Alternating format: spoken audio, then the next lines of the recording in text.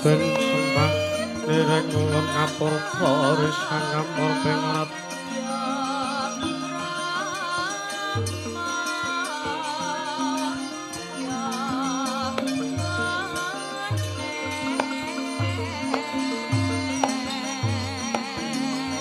marang sahanan engkang merengganan siang hasen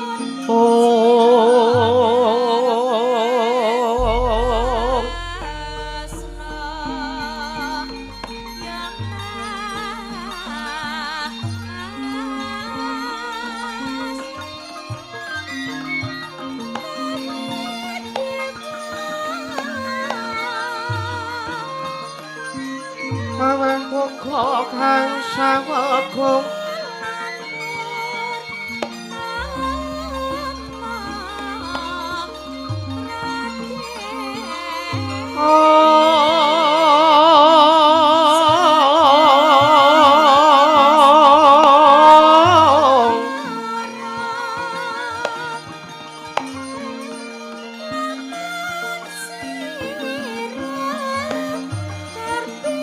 kasiring belahan iwangganan mamuju engman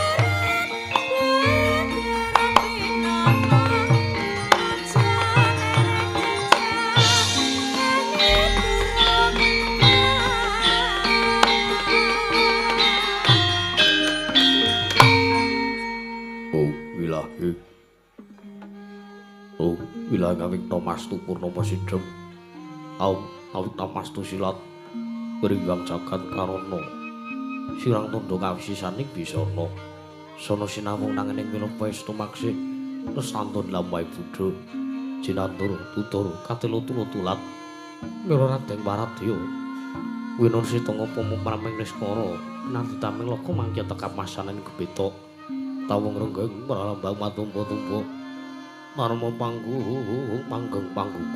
sampur wengkata sekebyar dumadining wayang Purwa wewakaning kondolinar nututing basa dume kuno memusa rasa yen narasaya karaos pelajari ruang rasa mandi uruhing diri rasa rumangsa ngrumangsani lir jalma ilu kaca jarweh mus nanggung jajar tolo bejeng wis gemelar jroning makliran yaiku sejatine amrisane pagelaran inggih Purwa Surya Candra Endarum yang kartika wis kira Raden Kawasa sarira ngedri pawana Purwoteking dosina Girumanti teman dadi petanganing dina sasi warsi windu kang sarta abad renungan mangkar tumangkar kosini rambun kaya jawah pating kerbya dadi padha kutu-kutu walang atunggu buron mono yang buron tuh dadi beranan tanpa wijalan padang terwangan sinari sang Hyang Renawi ingkang ngarsa merbawani jagat munggo ing jagat witan ungup-ungup munggo ingkang mugarabang marangah namun kae saya dilat-dilat bumi saya tahu sumurung sang Hyang Ngarko kantos semeblak kanan kiri ngabang esmu jenar kaperbawan sinari sang Hyang Basanta taramdo katon ijo ruyu-ruyu amangku gunung ingkang biru moyo-moyo pucuk ing gunung ini mulan gendanu kasiring Prabanjana lenggan-lenggun nganti kaya gunung Mangkuda Mega tanah wis dangu selang kawula dasih dene rasa ngopi buku karep Tegal Sawahe anglu ulsur tanep dadi sami sesendonan sesindenan mikul karo lukune anggiring raja kayane sawayana pilembagan sumur mangke Sang Hyang Ngarkasa dangu saya inggil wis katon melok sinaring jagat during kiblat papan lor kidul wetan kulon. Sinaring jagat kang sawiyara Banyudara Badacara Kuwu. Marandene mangke datan wonten ingkang ngamadani kekuwenging kayiwanganing Suralaya. Ya kayiwangan Junggring Saloka, ya ing Paku Jamur. Kataliwan nalika semanten mboten mapan aning samadaning Madapada utawi Marjapada ananging mapan lenggah tumping kono pinuju papane para Jawata. Sinembah para kawula mimah sangjaring para titah aning wadaning kayangan Suralaya tegambar mlebar Yaya Samudra datan tepi nalika semanten sinasapan kaya benawi tirampi ombak samudra binanglangon kang tanpa wagut pekating mangkal kapantau uruting Cakrawala maneh-maneh cakring wisi samaneh knebing jorang corong krepung kusira akar susing peksi lawet lan carang buruk wonten ugi pasisir antarsasana jembar kabenganing pasir gumelaring garis pinggir tanem tuhang rembuyi kroyo-royo karang kitri rawe-rawe ning klapa bumi subur pasiten mawur satengah tirandur mangkar kawriyan dadi gunung-gunung bebancanan alang-sang langit lenggak-lenggok lambe den mijil saking sendang-sendang mening tirtandi iline pinara-para prani trampi waduk binentung-bentung ginarya ngilini sawah yang pategalaning nenara ngisma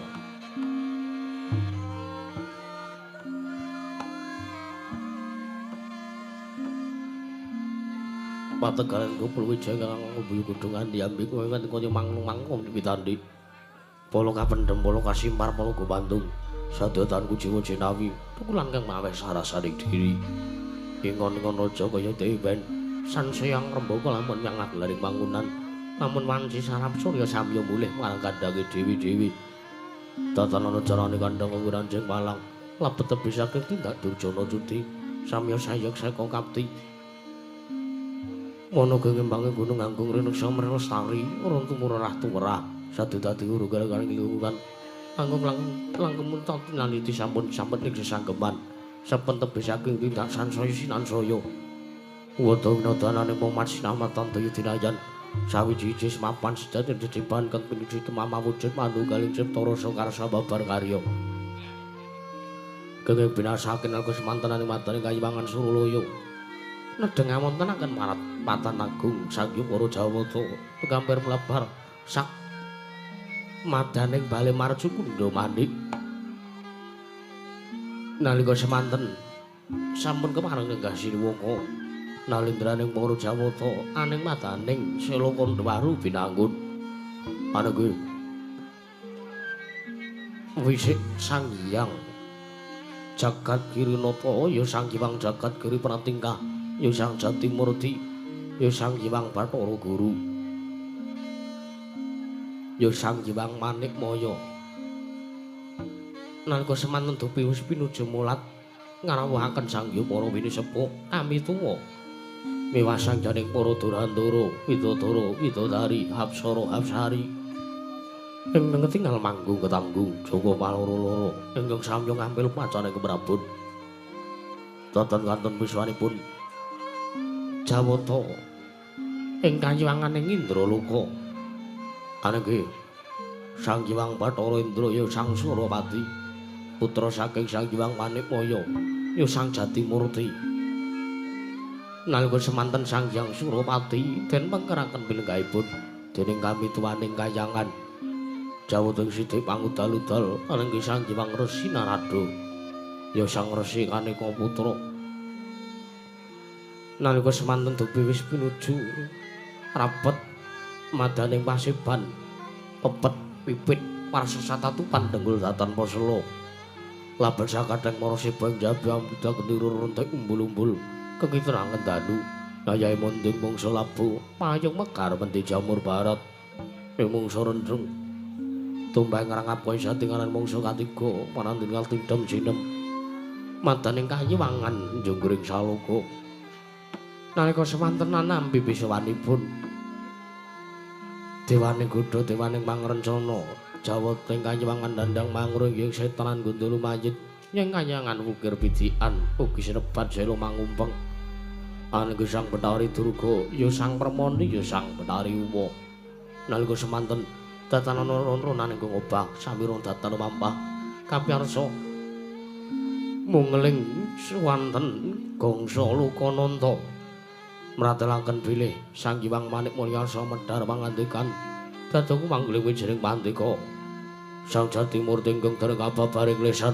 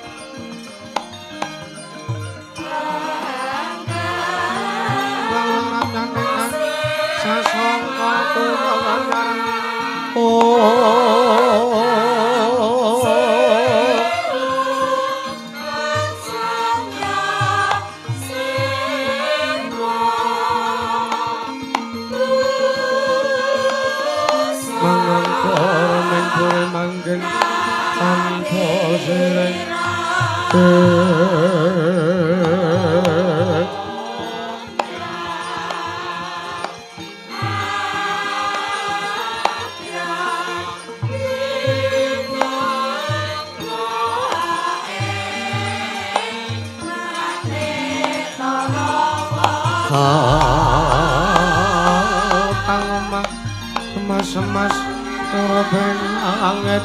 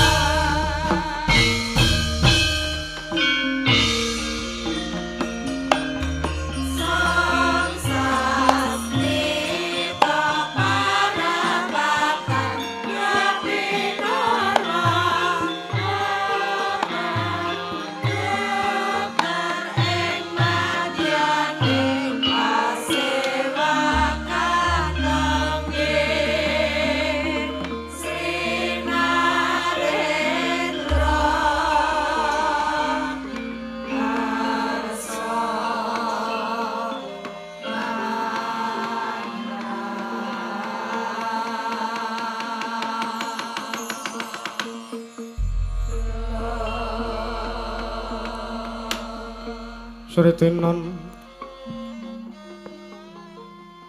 neng masewakan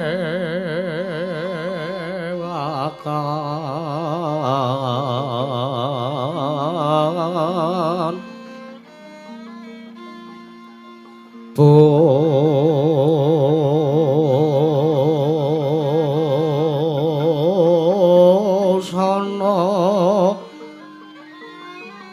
maneka warna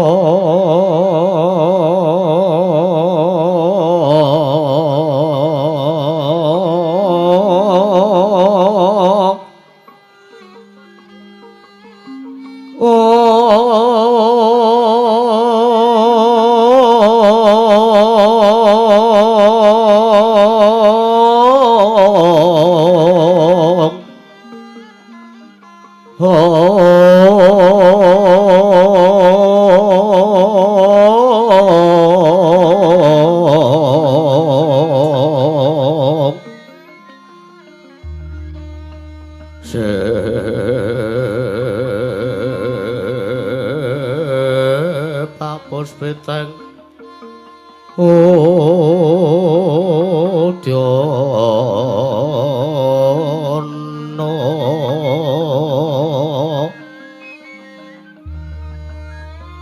yang pansrah sarwarokmo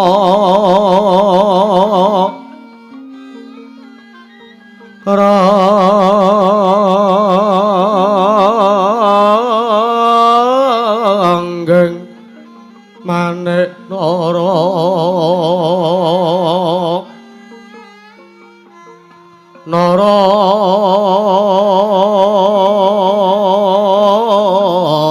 Narawata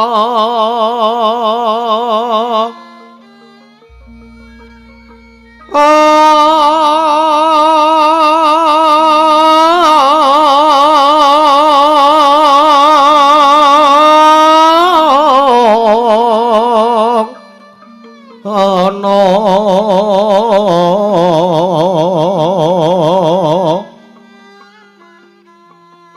obro prabanya kang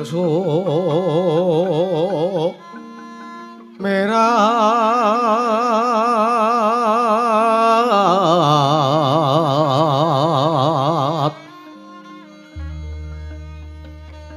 kenyaring teca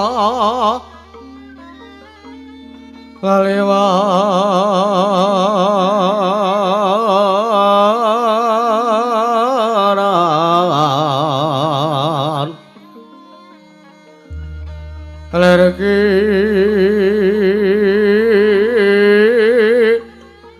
larsi sireng radet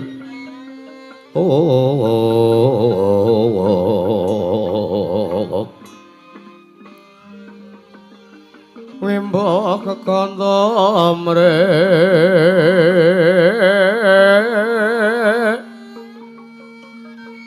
mi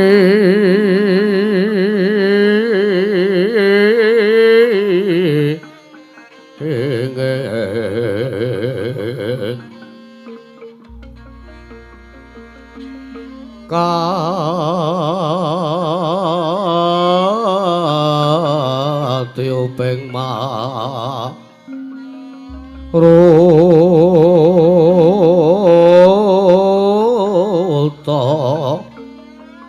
mando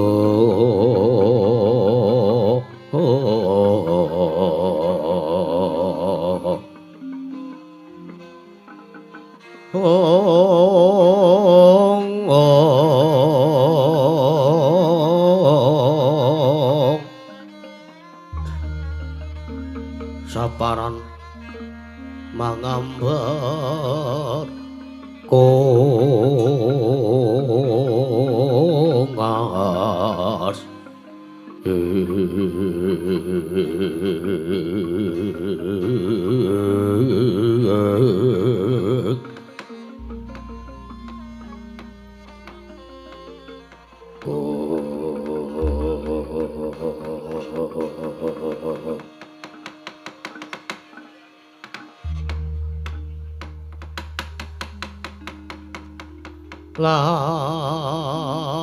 lamun sira kangge guru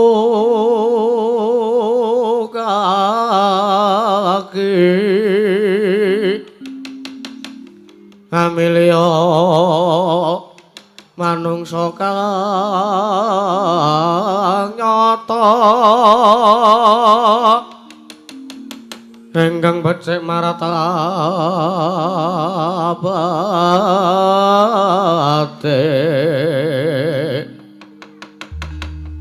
sarta kawruhing hukum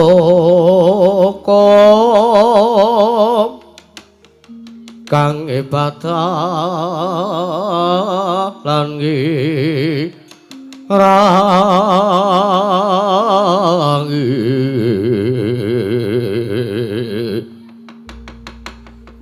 sokoro lewa topo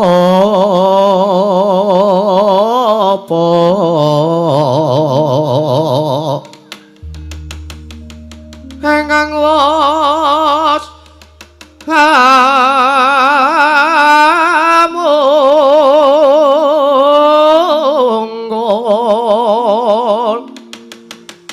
tan mikir pawehing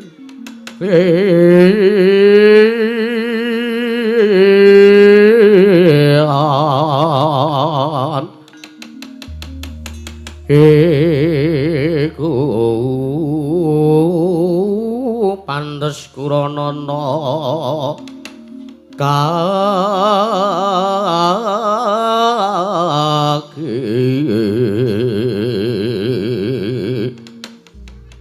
sartane kawruhana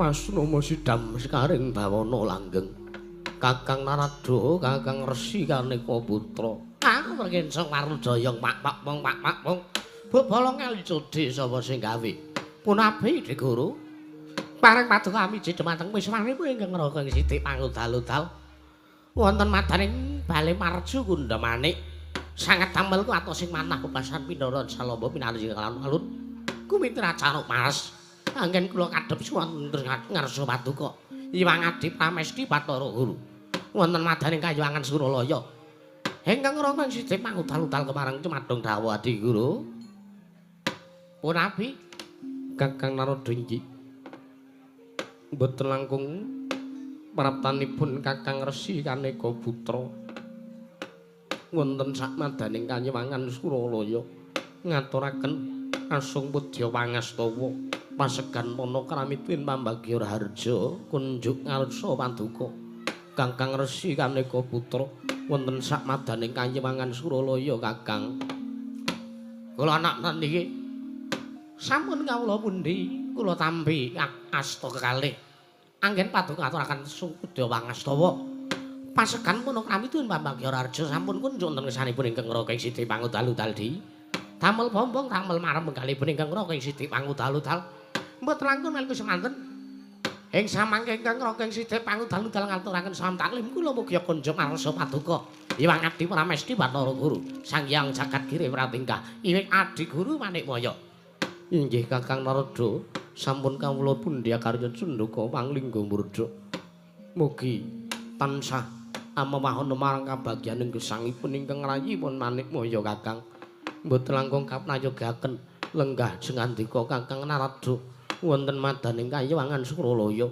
wonten madaning Bale Marju Kunda Kakang nggih sampun mboten kirang prayogi pisanipun ingkang Raka Sidik pangudal-udal wonten ngarsa paduka Adi Pramesti Bathara Guru inggih Kakang Indra anggon kita sowan ana ngersaning panjenengan ulun padha kanthi raharja saprapta kita Surapati tansah pinayungan kadatan ing sambikala sowan kula Rama Pungulun tebih saking rubeda kali sing sambikala cinaket ing karajanan Kanjewanan anggen kula sowan wonten ngarsa paduka Iwang Adi Pikulun Sang Hyang Jagat Giri Pratingkah Rama Pikulun Manikmaya kepareng kula ngaturaken sembah sumuga ing pangabekti kula kunjuk santa pepodo paduka Iwang Adi Pikulun Manikmaya Iwang Jatimurti Rama Pikulun iya siratur bekti kelawan panjenengan ulun Para pangestu ulun kebat kita tampani. Nggih.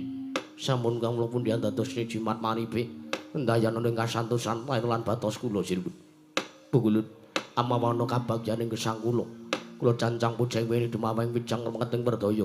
Saestu dadosaken cahya ner cahya kangge ngrah kajiwanan. Lan tatanen barisaning para durandara. Widodara, widodari, hapsara, hapsari. Aja ingkang padha saur manuk. Jeneng ulun nedya mbabarake manem Brama wigatining marapatan agung nang sak madaning bali mancu kundha iki Surawati. Ruwingking sampun paduka dhawaken tartantu kula boten badhe suwala. Tartantu kula boten badhe selap. Rama Pungkulun. Baunun iki. Ya Surawati ya. Kakang Narada, Kakang Resi Kaneka Putra. Pun abi Degara. Nuwun sewu Kakang. Ing sak mangke sagendakan punika kula ngaraosaken bilih wonten gara-gara ingkang sumunduling ngawiyat gara-gara hawa panas ingkang tumanduk wonten kayiwanganing Suralaya Kakang sareng kula taliti jebul tinemunipun gara-gara menika kula dipun timbulaken dipun sababaken awit praptanipun inggih menika mboten sanes lan boten mangling menika sawanipun Betari Duraga Kakang. Ah, werkenseng warudaya pak pong. Bupala kali cedhi sapa sing gawe nangka basak dikopiok kare petone. Kula nuwun sewu Adegara. Adat saben menawi gara-gara wonten kayiwangan menika tumanduk, menika dipun sababaken setunggal. Inggih menika wujudipun lemah sangar kayu waing wonten sak materi Madyapada. Inggih Kakang. Ingkang angka kalih Pandhita Tapa. Ingkang angka 3 dipun sababaken dumateng titah ingkang gadhah gegayuhan nganggungi marang kabisanipun titah menika kala wau. Nanging nuwun sewu praptanipun Betari Duraga wonten ing kayangan Suralaya menika nuwun sewu menika ugi ndadosaken gara-gara tumraping kayiwangan. Liripun menapa? Dasaripun menapa kula matur ing kados mekaten. Nuwun sewu nalikanipun Durga kala rumiyin taksih wujud Betari Uma. Menika wujudipun pasuryanipun taksih ayune ora sebaene. Ayunipun nggih dapi-dapi. Inggih. Nanging sakmenika lak sampun tuwek. Inggih Kakang nggih. Kados pasuryanipun menika sampun benten. Kula nuwun sewu mboten kateges kula menika kina dumateng Betari Durga menika babar pisan mboten. Ning nuwun sewu. Betari Durga menika dados dewane Gudha, dewane pangrencana. Kula nuwun sewu. Durga isa kaya ngono pasuryane menika amit sewu Dadi Guru, amit sewu. Menika amit saking pakartinipun piyambak. Menika mboten saking sinten-sinten nanging menika awit saking pakartinipun piyambak ingkang kuwalat awit Gudha pangrencana tumrap paduka Hyang Adi Pramesti Bathara Guru. Mila kula aturi ngatos-atos kemawon. Kula aturi ngatos-atos kemawon praptanipun Betari Durga menika adat saben sak ngemu wigatos. Kula aturi ngatos-atos kemawon Adi Guru. Inggih Kakang Narada. Kula aturi lenggangkeng prayogi Kakang. Ulun ingkang nedya ndangu kelawan maraptanipun Betari Durga. Merba wasis wonten ngasta paduka Hyang Adi Pramesti Bathara Guru Hyang Jatimurti. Permoni Durga ya uma padha kanthi raharja sak prapta kita ana ngarsa ulun Betari Durga. Nono namen masang Kalimantabe tinebina ngela dudu mawaing tawang-tawang pukulun. Linepat ning tulak manu sewu-sewu kelamantanipun ingkang abdi pun Betari Durga inggih pun uma Tadawadana kemarang paduka miji dumateng pisuwanipun ingkang abdi nandhang mangore kemarang wilujeng pukulun mboten manggalangan setunggal punapa anggen kula mrapta wonten samadyan ing kayiwangan Suralaya kemarang kula ngaturaken sembah bekti kula kunjuk sandha pepada paduka pukulun Jatimurti. Ya permoni ulun tampa karya bombong tias ulun mboya liwat pangestu ulun kebat kita tampani. Inggih pukulun sampun kula pundi andadosna jimat paripe ndaena ning kasantosan. Ya malah yo gak nonggon kita lungguh permoni sampun mboten kirang prayogi. Durga padha raja sak prapta kita Betari Durga. Iwang pukulun narada. Heeh. Inggih wilujeng pukulun mboten mangkelangan setunggal punapa kula ngaturaken bekti kula punjuk. Ya ulun tampa pangestu ulun tamanana piye. Sowanan ing kayangan Suralaya kula kok dadi kita nganggo minyak wangi kaya ngene ambune iki. Apa pancen kita golek katresnan ngersane Adi Guru? Nuwun sewu pukulun. Sampun adat saben kula menika ngginakaken lisah wangi menika. Ya, ulun pirsa, ulun ngerti.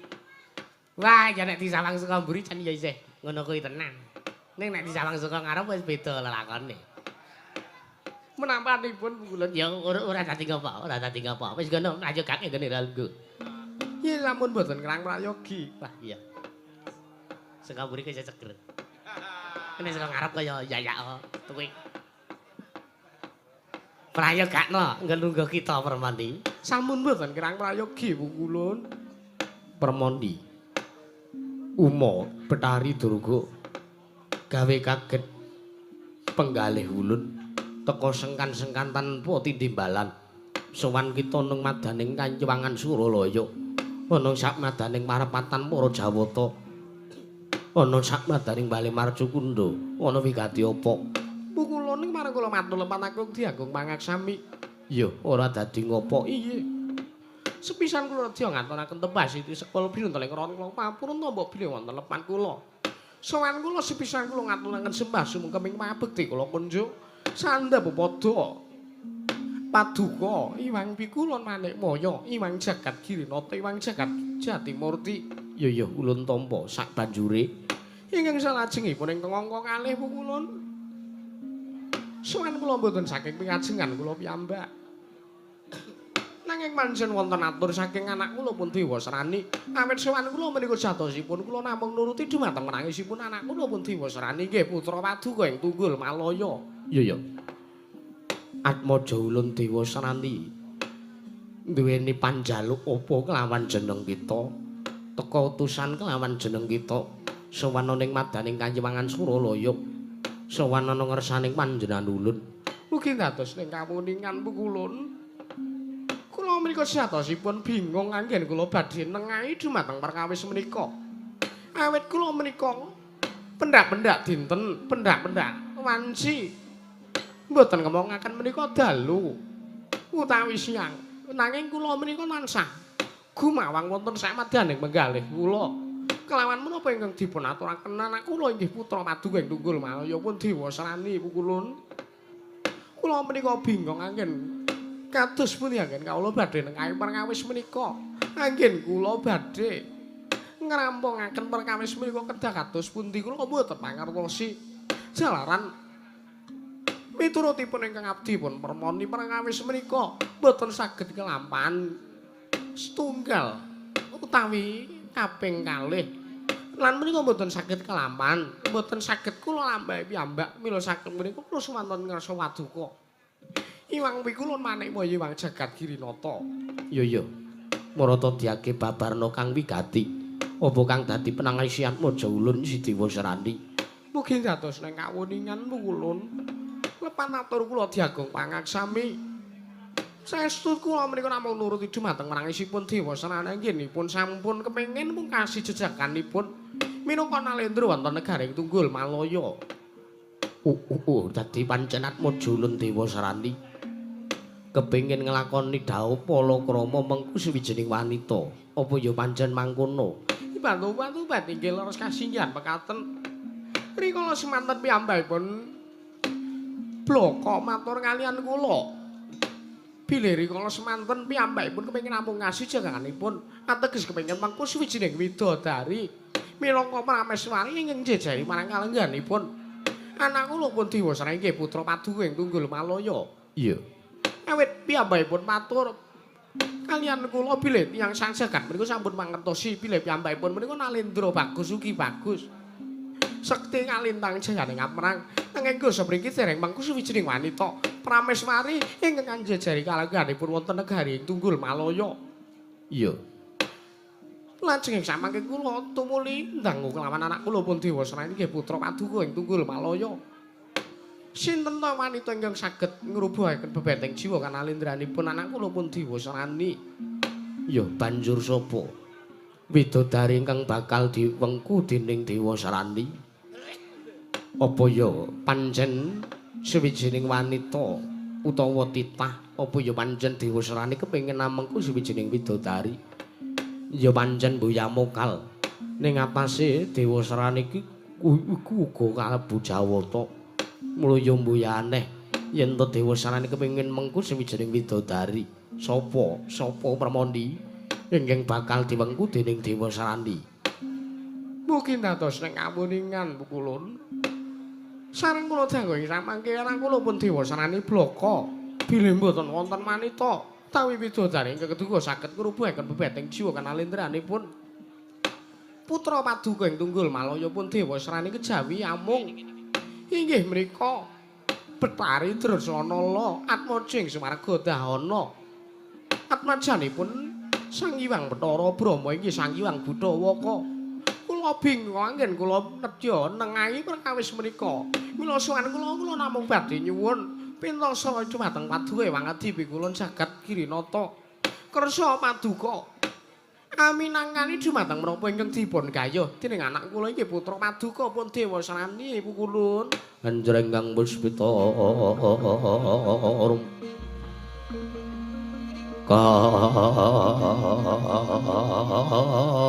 kasilireng samirana mre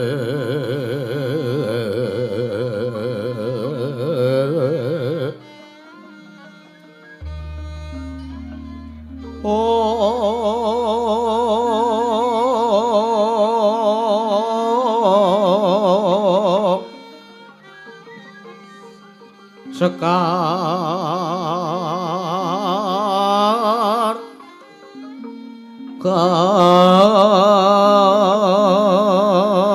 katuk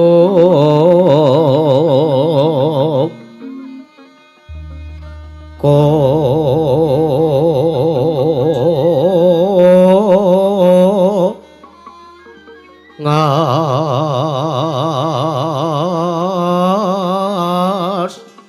kandanya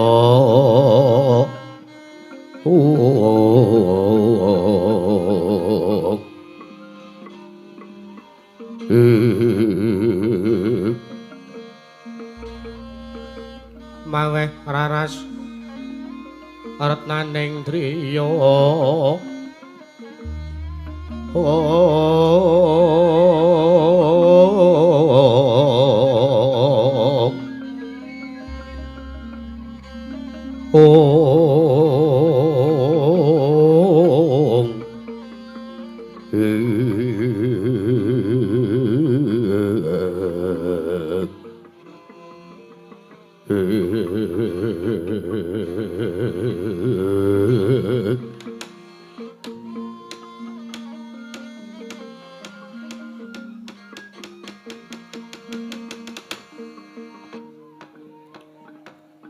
Astungkara sidam sekaring bawana langgeng Permoni Yuma kaget penggalih ulun sareng kita matur kalam kangku ya mangkono kelawan manjenan ulun teka Dewa Sarani Atmaja ulun njaluk kelawan Sidrasanala anggone bakal winengku garwa dening Dewa Sarani Permoni apa mengko mboya bakal dadake perkara ingkang mboya prayoga yen to ngasi panjenengan ulun ayub yani kelawan apa kang dadi sedyane Atmaja ulun Dewa Sarani ingkang mangkono ulun mesthekake sartane ulun njaluk kanthi banget kelawan Atmaja ulun Dewa Sarani ya kelawan kita Betari Durga kita Baliya matur kelawan Dewa Sarani kalamun kena wae gayuh suwijining widodari saka kayiwangan ing kendi wae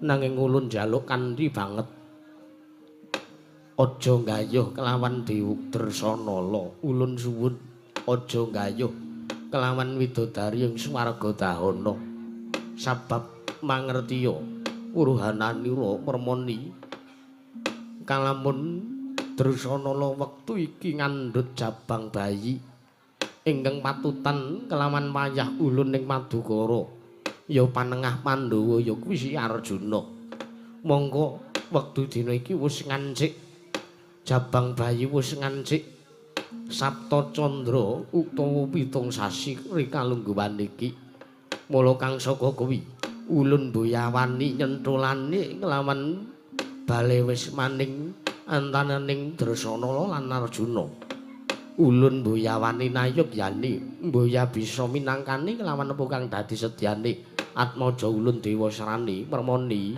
ya berari durga wajan gosek dititi priksa Dewa Srani iki lek ning arep kepengin mengku widodari kuwi sapa sing bakal diwengku dening Dewa Srani disawang dhisik dipetung dhisik aja waton mung bisa kepyah-uyah aja mung waton bisa ngaturke kang dadi panjangkane Atmaja kita ya anak kita si Dewa Srani sabab mengko dhisik yen to ngasih mengko kedadiane iki mengko keladuk utawa teges Adi Pramesti Bathara Guru wani misake antaraning Bale Wiswaning Drsana lan Arjuna iki mengko bakal dadake perkara sing geger iki mengko bakal dadake perkara sing ora bakal bisa dirampungi dening sapa wae sebab nuwun sewu Adi Guru kitahipun ugi sampun mriksa Adi Guru kitahipun ugi sampun mriksa sampun ngawuningani bilih Brahma menika nembe seneng-senengipun nyawang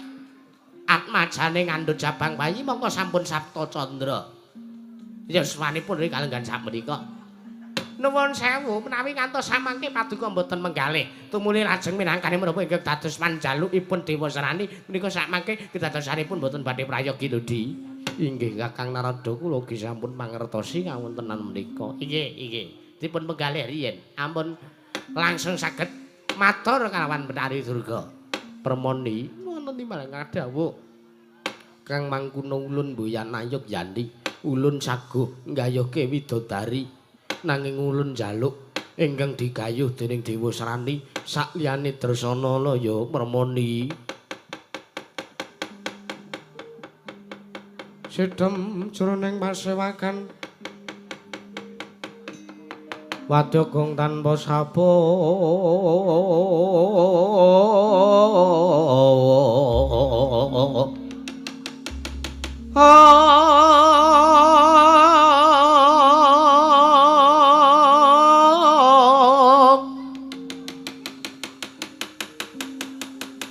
mangun kaunangan kaprapan dening Sang Nalendra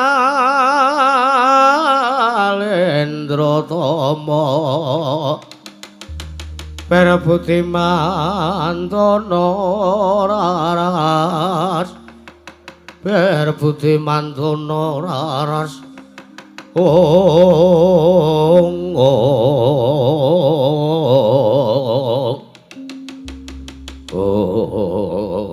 Halo kan kula nyuwun sewu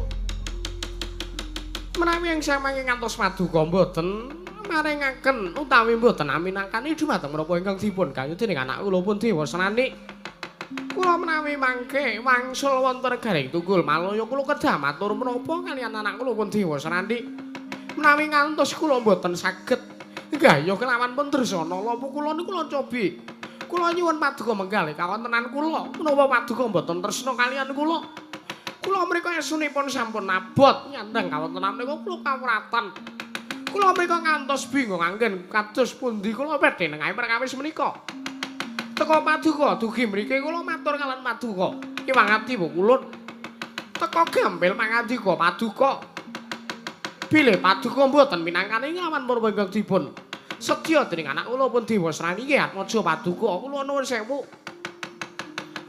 sewu Dewa Srani menika taksih kalebet putra paduka awit menapa kula menika garwa paduka kulun nuwun sewu najan ta wujudan kula kados mekaten kula menika kalebet garwa paduka nanging ing menapa paduka mboten minangkani dhumateng menapa ingkang dipun pikajengaken dening Atmaja paduka pun Dewa Srani menapa panjenengan mboten tresna kaliyan kula menapa panjenengan mboten tresna kaliyan putra paduka iki Atmaja paduka ing tunggul malaya pun Dewa Srani mesaken anak kula pun Dewa Srani menawi ngantos ing samangke purung anggenipun badhe gayuh katresnanipun kaliyan Drsana anak kula pun Dewa Srani aluwung ikhlasaken dumateng gesangipun nedya pados dalaning sirna permoni wonten dawuh sayektine ulun ayuk yani kelan apa kang dadi sedyane Dewa Srani nanging ulun iki minangka wong tuwa ulun iki minangka tiyang sepuh yen to ngasi mengko Dewa Srani duweni pakarti ingkang minger saka kiblat ateges nalisir saka ngrung-ngrung kautaman ulun uga mboya bisa minangkani jer nyatane ulun iki minangka jejehe wong tuwa. Iya, mermane kita ki aja kok waton bisa gayuh. Kita ki aja kok mung waton bisa matur, waton dewa srane kok njur arep ngiklaske karo apa kae dadi uripe. Yen to ngasih ora kelakon penjangkane lah kok kita waton percaya wae mengko dhisik. Kita ki minangka jejere wong tuwa kudune uga ngelingke. Kita ki minangka jejere ibu ki kudune ngelekke karo atmajane. Ora kok malah kaya ngono kuwi. Anak ki ora salah wase pakartine bener, kadang kala malah sok luweh akeh ngene tumindak. Ingkang nalisir saka ngrung-ngrung kataman. Mula kita minangka wong tuwa ki aja kok malah nyurung apa kang dadi jane Dewa Srani. Monggo nuwun sewu. Ulun mestani yen to pakartine Dewa Srani kok kepengin gayuh, kepengin gebyah-uyah. Kelawan bale wis manik Dresana lan Arjuna. Lah kuwi pakarti kleru, kuwi pakarti sing kleru. Betari Durga. Kula Narada kula aturi kandel kemawon awit menika perkawis kula warga, menika perkawis kula warga. Menika perkawis kula antawisipun kula kaliyan Hyang Pikulun Manikmaya ing minangka garwa. Oh ya wis, ya wis. Ah ya wis kono. Wis kono njaluk pembelaan ngono. Sing penting ulun wis ngelikke, ulun wis ngandani sing apik-apik. Ulun wis ngandani sing becik-becik kelawan makartine Dewa Srani mono mboya tetep mboya pantes. Yen to ngasih diterus-teruske wah rusak kanan kayangan iki mengko rusak kanane para dewa iki morat-marit permane. Sampun kula mboten badhe guguk lan mangandika paduka. Ingkang banget kula wis wekdal punika ugi kula suwun kanthi sanget paduka kedah saged minangkani kelawan menapa gegayuhanipun anak kula pun Dewa Srani. Permoni wonten dawuh kita tunggul manut luwih becik manut kelawan dawuh ulun apa kita bakal murjut. Nawi kula manut yen to kita manut ateges kita isih gelem nampa tresna saka panjenengan ulun. Nanging yen to lu kepengin mrucut uwal saka kudangan mrucut saka gendongan ya ulun suwun kanthi banget kita lunga wae saka Kahyangan Suralaya Betari Durga. Kagatri sangga pirang rinangkul kinempet kempet dusang retaning bawana. Oh, batu. Sakit penggalih kula sareng paduka maring dawuh kados mekaten. Teka sakmenika sampun cetha, bilih paduka mboten tresna kaliyan kula. Sakmenika sampun cetha bilih paduka sampun mboten nganggep kula minangka garwa paduka. Sampun cetha bilih kula menika mboten dipun anggep minangka gendelaning manah paduka. Kulon sampun mboten dados menapa. Nanging kula kinten mboten wonten ginanipun anggen kula gesang wonten ing Madyapada. Nawi kula mboten saged nampi katresnan ngopeni anak wae kula mboten saged. Minangkane wong dadi pepingane anak kula kemawon mboten saged sampun pukulon sampun. Kula aturi ngliga Kyai Cestri Sulata pakedadanipun ingkang abdi pun permoni. Kula mboten badhe nyawang gelaring saged semeng rembulan pukulon.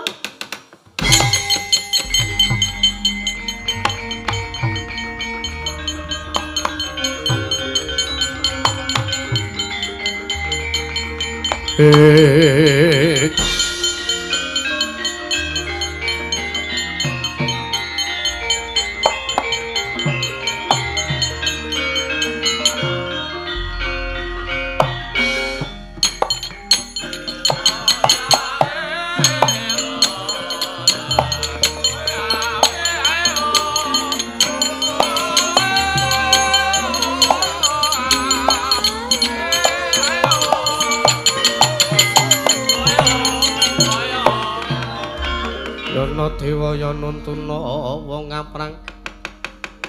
ngaprang das padha sarsaran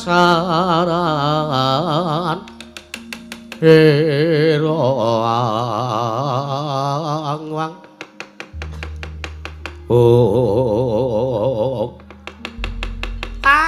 Sewu Adi Guru sampun kantos paduka kepikut dumateng menapa ingkang dipun aturaken Betari Durga lho.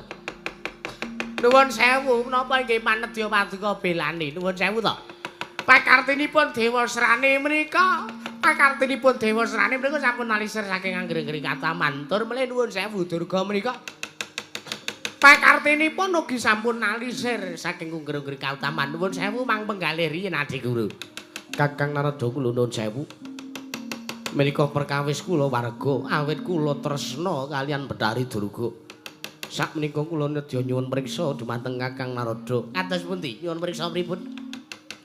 Menawi paduka kagungan garwa. Nggih, kula ndek bojo. Nggih.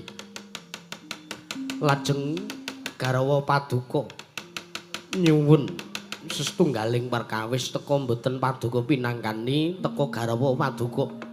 Nedya kepengin pados dalaning sirna menapa paduka kuwagang nampi kawontenanipun menapa paduka nyagahi kelawan kawontenanipun garwa paduka. Lah nek kula nggih tergantung bojo kula. Lah nek sing dijaluk ki neka-neka sing dijaluk ki nalisir saka angger-angger kautaman mbok ben modar mbok ben. Ngantanipun pangartinipun sampun boten kenging dipun emotaken mbok pun kajenge.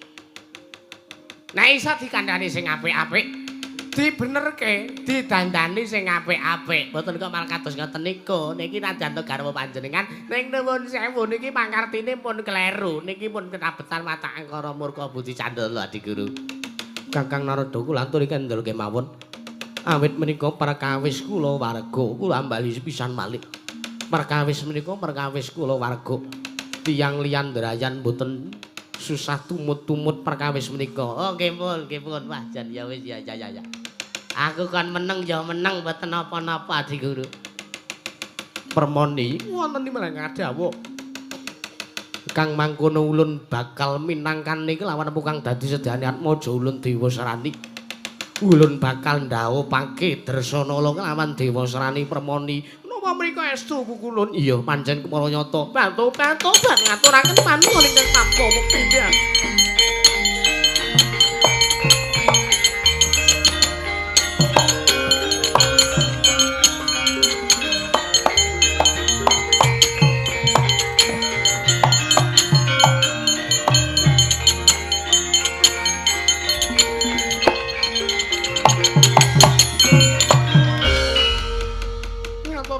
Ingkang tanpa pamit sriyatanipun paduka. Taksih tresna kaliyan ingkang abdi pun Bathari Durga. Ya. Panjen sangka tresna ulun kelawan jeneng kita sak temene abot ulun sandang.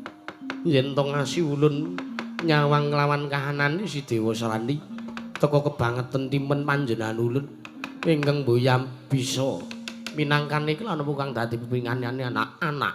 Iki mula kang saka kuwi Suropati Indra wonten timbalan kadhawuh menata diagi larapna praptane Budhawa kaya Bathara Brahma kadang kita ing swarga dahana ulun bakal paring dawuh babagan perkara iki marang si Budhawa kaya Bathara Brahma. Nyun pamit madal pasilan kang ati-ati aja kaya bocah cilik Indraya Suropati.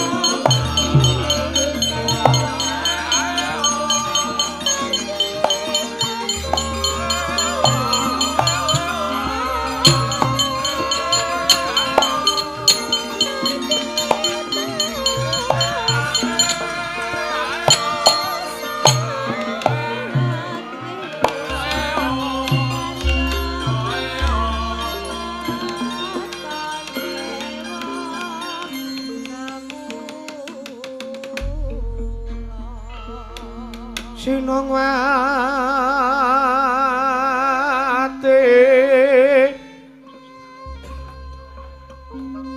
Sinongwati jagat kinari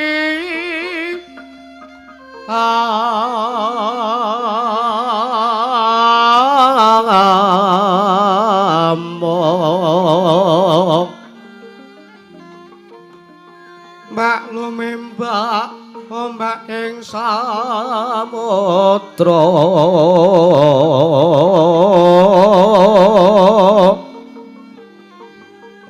ae ana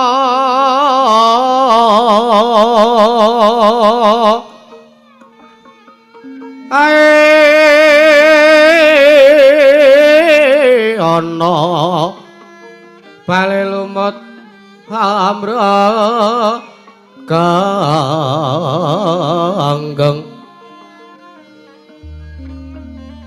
awita dedenjeng denjengan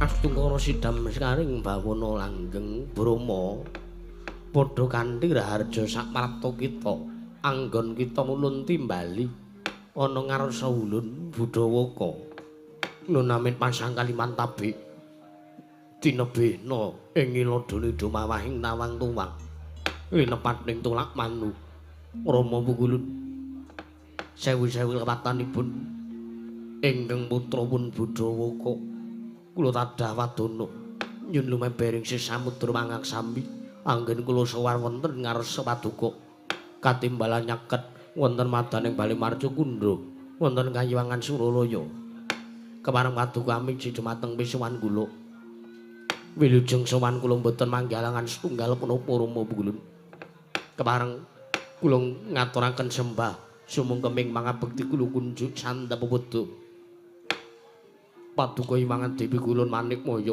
Iwang Pikulun Jagat Giri Pratingkah Iwang Pikulun Manik Maya iya ulun tampa kita atur bekti kelawan panjenengan ulun wanawet pangestu ulun kebat kita tampani Budhawaka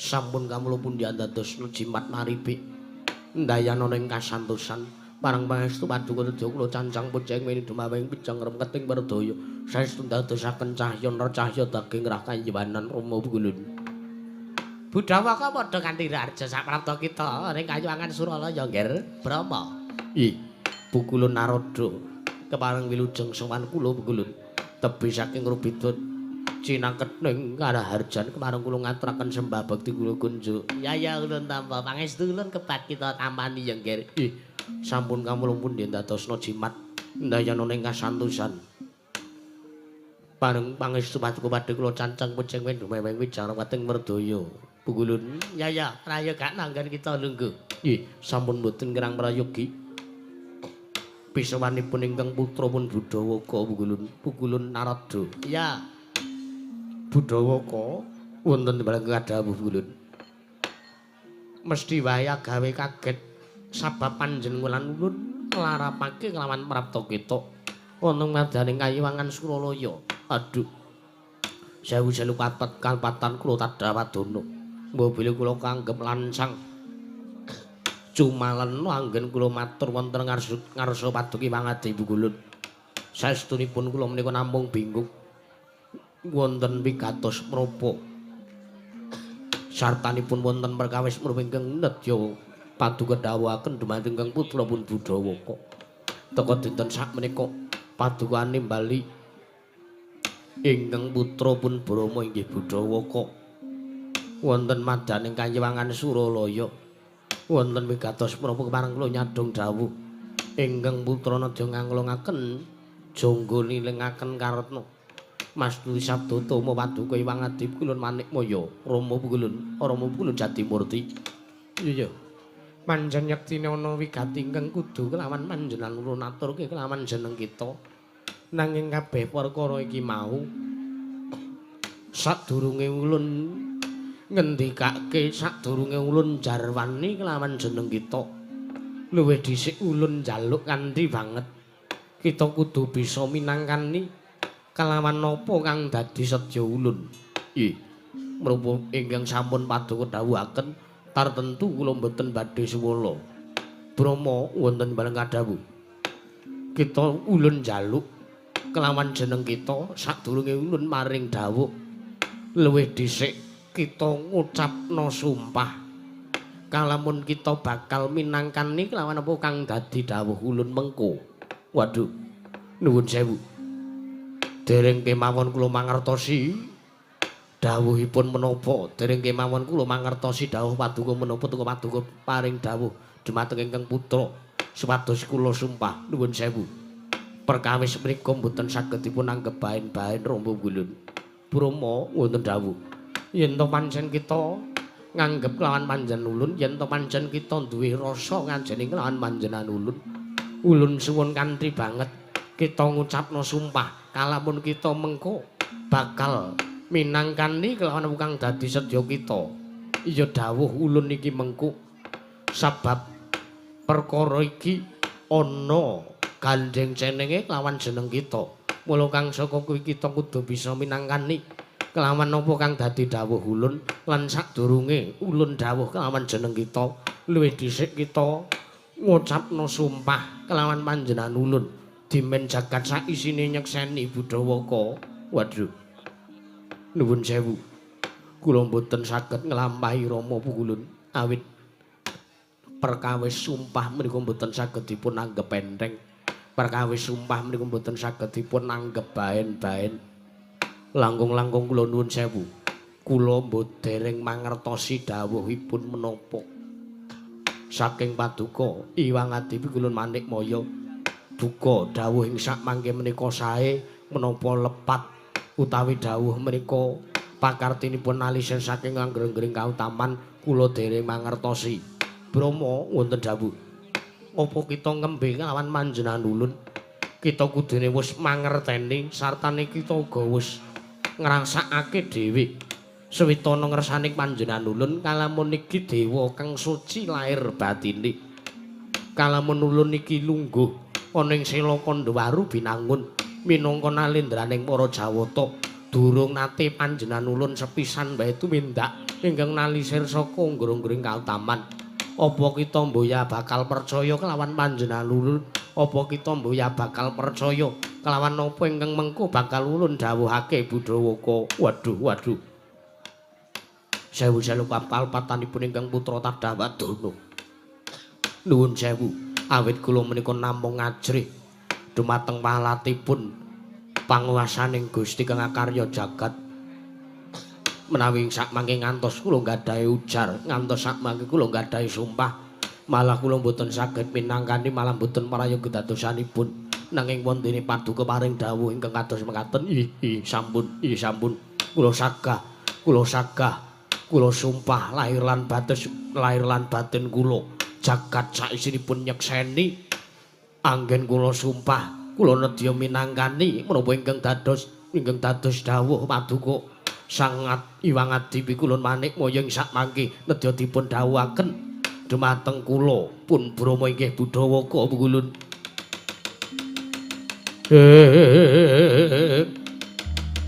Tansah marpamoring sukma sinukmaya winaya ing asapi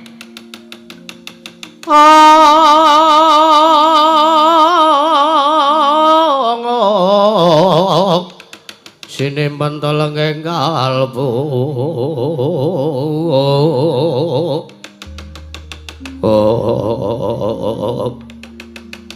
keder madaning kayiwangan Suralaya. Orek sak madaning kayiwangan wonten bledhek ingkang nyamber-nyamber awit sumpahipun Sang Budhawaka nalika semanten jagat sak isine nyekseni bilih Sang Budhawaka minangkani menapa ingkang dados sedyanipun Sang Hyang Manikmaya.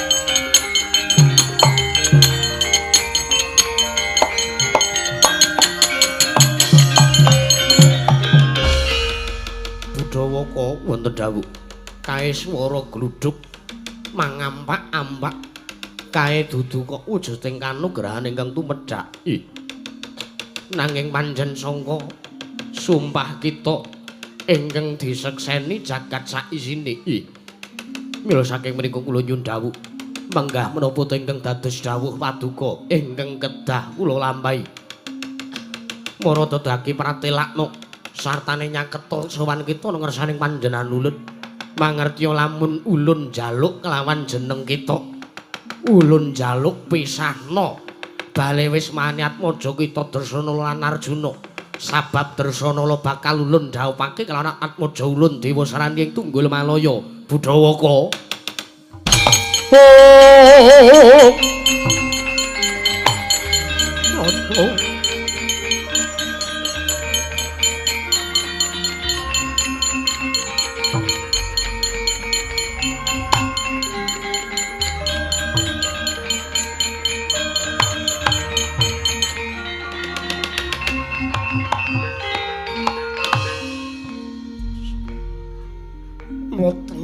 babar pisan pilih paduka paring dawuh kaliyan ingkang putra pun Budhawaka supados kula ngucapaken sumpah aduh mboten kiyat manah kula nampi dawuh paduka Rama Bukulun kula nyuwun pangaksama kula nyuwun pangapunten mboten kinten babar pisan jebul menapa ingkang kula penggalih kaleksanan jebul menapa ingkang kula raosaken sak randunging penggalih kula dados kasunyatan nuwun sewu nuwun sewu kula nyuwun pangapunten menapa inggih boten wonten widodari sanes sasanesipun anak kula pun Drsana ingkang kadya dipun mengkudu mateng pun Dewa Sarani Budhawaka wis dadi antep tekad ulun lan merga pancen iki uga wis dadi kodrate Drsana kalamun kudu pisah kelawan Arjuna lan kudu nyambung katresnan kelawan Dewa Sarani aduh mboten kinten babar pisan ingkang kula ajrehken jebul kasunyatanipun kedah kados mekaten Pukulun paduka paring dawuh kaliyan kula kedah ngucapaken sumpah kula kumesar sakjroning penggalih kula kadidene wonten perkawis ingkang nanti badhe nemahi dumateng kawontenan gesang kula menapa mboten wonten pengayoman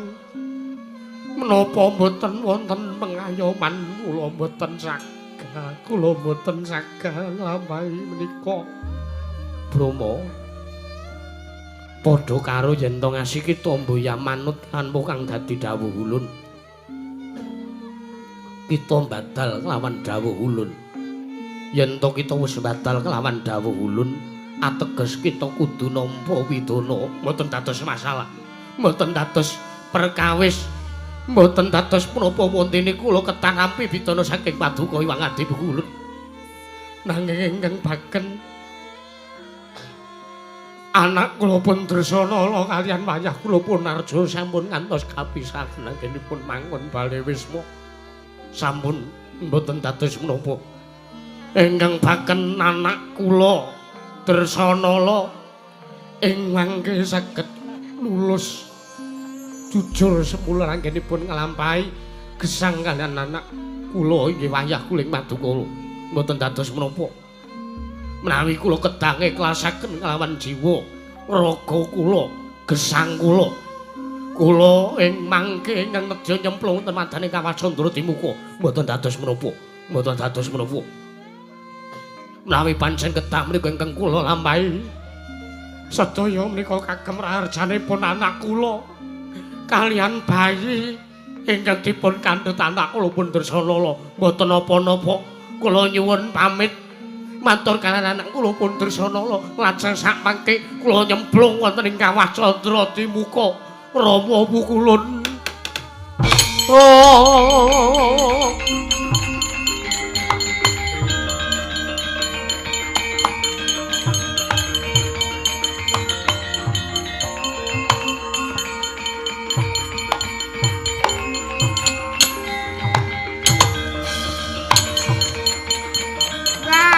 Sang Warudayang.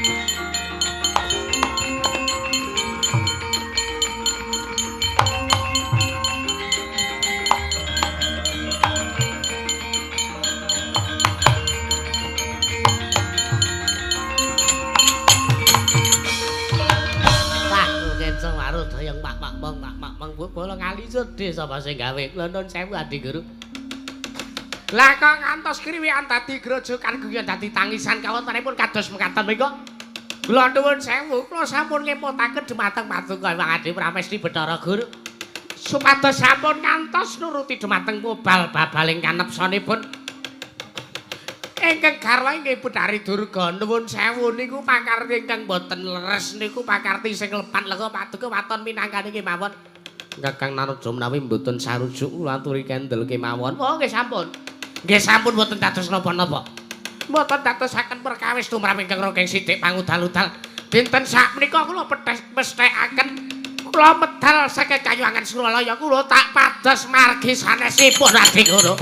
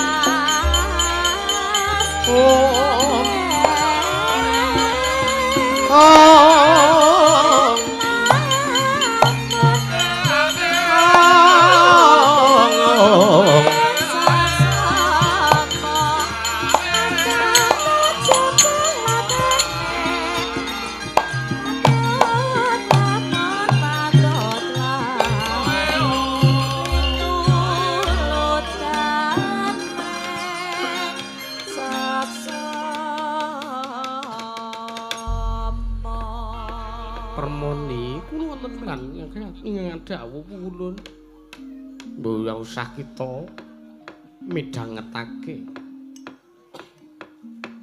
kelawan kang dadi pangandikane Kakang Narada ingkang baku wektu dina iki apa ingkang bakal den sedya lan apa ingkang den gayuh dening Dewi Wasrani umbuh yasuwe meneh bakal kasembadan ngaturaken manunggal ingkang tanpa pepindhan pukulun senyatanipun Paduka sampun kersa minangkani dumateng pamutranipun ingkang putra pun Dewi Wasrani. Iya. Mboya dadi ngopo? Kang mangkono gandeng kaya wis purna jejibahan ana ing pasewakan Marata Dyagi awi ulun kandi manjing ana telenging karang kawidodaren Catur Netra ulun senengake penggalih kita kelawan panjenengan ulun. Monggo kula dhirekaken pukulun. Iya. Indra wonten dawuh. Bubana kang padha sibuk.